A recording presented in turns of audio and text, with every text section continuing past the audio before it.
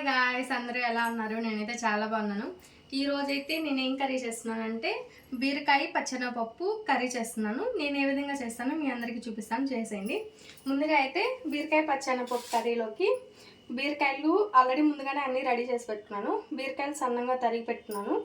అందులోకి కొత్తిమీర, కరివేపాకు, 2 ఎర్రగడ్డలు, 3 టమోటాలు అయితే తీసుకున్నాను. ఇంకా అందులో పొడి కోసం అయితే ధనియాలు వేయించుకొని ధనియాలు అందులో తెల్లగడ్డ వేసుకొని మిక్సీకి వేసేసుకున్నాను. ఇప్పుడైతే మనం ప్రాసెస్లోకి వెళ్దాం. ముందు కడాయి పెట్టుకొని 5 స్పూన్ల ఆయిల్ అయితే వేసుకున్నాను. ఇంకా ఆయిల్ వేడెక్కిన తర్వాత ఆవాలు, జీలకర్ర అవి చిట్టపటామనిన తర్వాత ఇంకా అందులోనే ఎర్రగడ్డలు,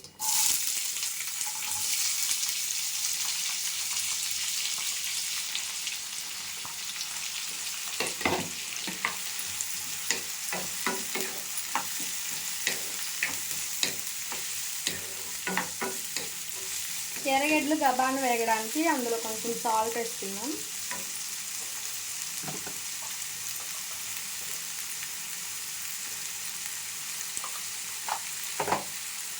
సాల్ట్ వేసుకొని కలిపెట్టేసి మూత పెట్టేసుకుంటే ఆనియన్స్ తొందరగా ఫ్రై అయిపోతాయి.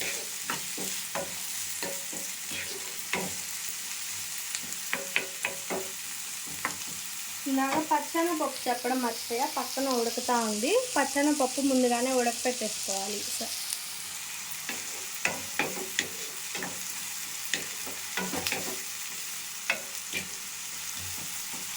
మూత పెట్టేసుకున్నాము.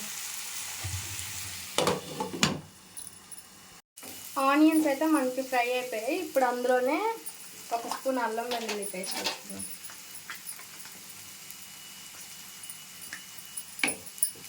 వేసేసుకొని అల్లం వెల్లుల్లి పేస్ట్ పచ్చి వాసన పోయేదాకా వేయించుకొని దాని తర్వాత టమోటాలు వేసుకోవాలి.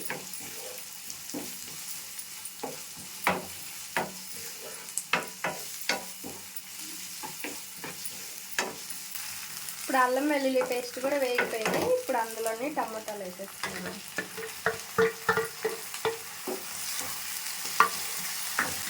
ఇప్పుడు ఇందులోనే కరివేపాకు వేసుకున్నాం.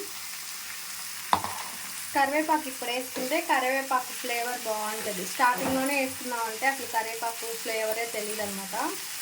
కాంటే మీరు కూడా ఒకసారి ఈ విధంగా ట్రై చేసి చూడండి, చాలా బాగుంటుంది. ఇప్పుడు మూత పెట్టేసి టమోటాలు మెత్తగా అయ్యేంత వరకు అయితే మగ్గించుకోవాలి. మనం మూత తీసి కలుపుకుంటూ ఉండాలి టమోటాలని, లేకపోతే మళ్ళీ టమోటాలు మాడిపోతాయి.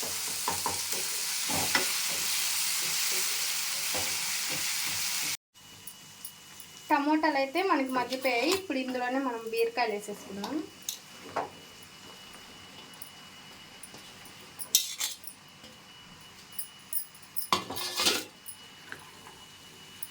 బీరకాయలు వేసేసుకొని బాగా కలుపుకోవాలి.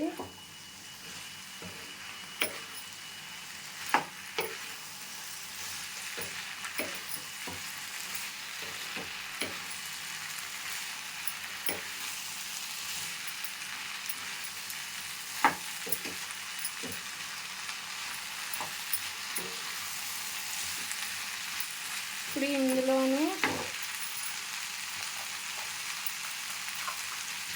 ఉప్పు,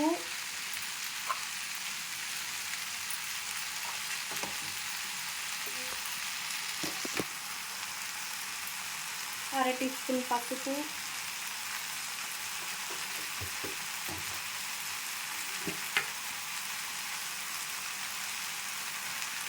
కారం 1.5 టీ స్పూన్. మీరు మీ టేస్ట్కి తగ్గట్టయితే అడ్జస్ట్ చేసుకొని వేసుకోండి.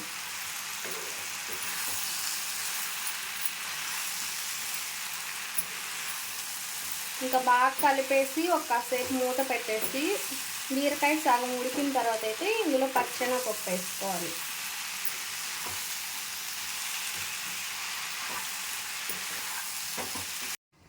మధ్య మధ్యలో మనం మూత తీసి కలుపుకుంటూ ఉండాలి కర్రీని.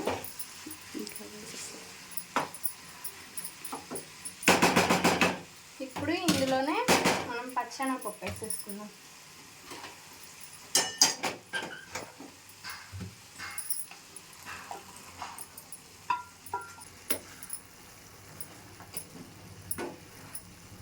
ఇంకా వాటర్ కూడా ఇంకేం అవసరం లేదు, ఇంక ఇదే సరిపోతుంది అనమాట.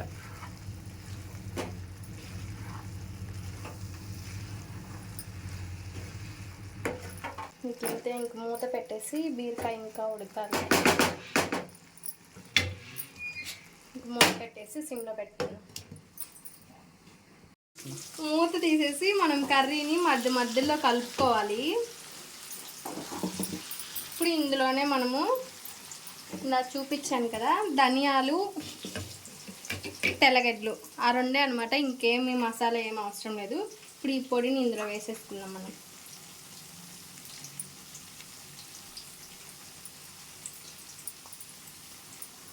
ఇప్పుడు కలిపేసుకున్నాం.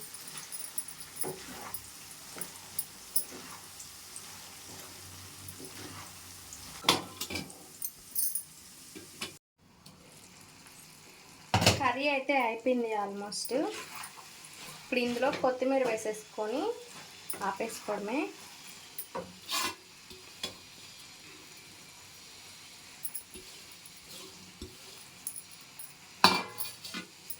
అంతే, మన బీరకాయ పచ్చెనపప్పు కర్రీ రెడీ.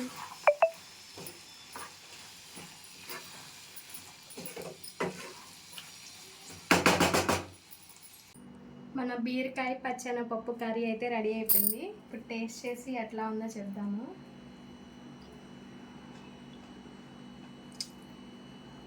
కర్రీ అయితే చాలా బాగుంది.